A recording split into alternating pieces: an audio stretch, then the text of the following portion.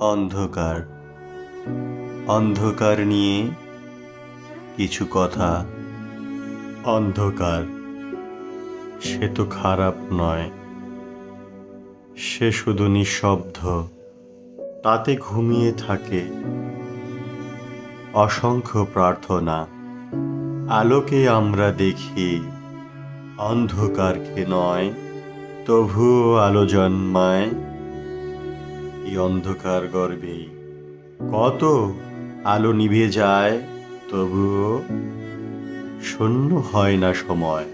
জীবন চলতেই থাকে নিজের ছায়ায়। অন্ধকার তাই শত্রু নয় আমার, সেই তো শেখায় কোথায় আলোর দরকার।